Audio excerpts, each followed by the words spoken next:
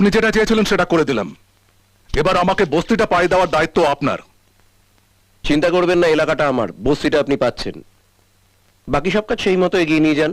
ফাটাকেস্টের ব্যাপারটা কথা বলবো ওর সঙ্গে, হয়ে যাবে। ফাটাকেষ্ট রণদেব পালকে না বলে না।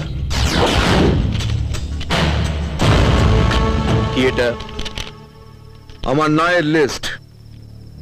বলেছিলাম না একদিন দেখিয়ে দেব। তার মানে তুমি বস্তি উচ্ছেদ করতে দেবে না? প্রমোটার কিন্তু তোমার জন্য ভালো টাকা রেখে গেছে। ভাগ্য ভালো টাকাগুলো আমার সামনে নিয়ে আসেনি, নইলে টাকার উপর যতগুলো নম্বর আছে না, ততগুলো থাপকি আমি ওর বডির উপর সেঁটে দিতাম। আমি ফাটাকেষ্ট, গুন্ডা ফাটাকেষ্ট।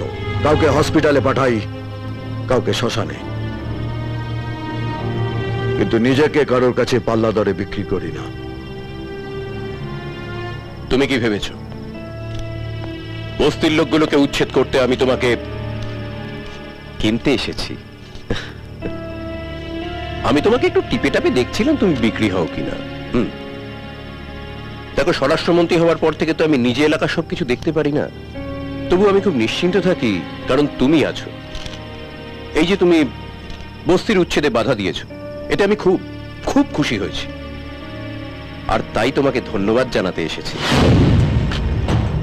বাড়িতে বা মন্ত্রণালয়ে ডেকে হয়তো তোমাকে ধন্যবাদ জানাতে পারতাম, কিন্তু তাতে ধন্যবাদের সাইজটা একটু ছোট হয়ে যেত। আমি তোমাকে একটু বড়সড় ভাবে ধন্যবাদ জানাতে চাইছিলাম।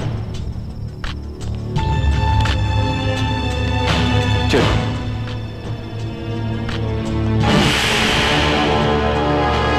চাটা খুব ভালো হয়েছিল।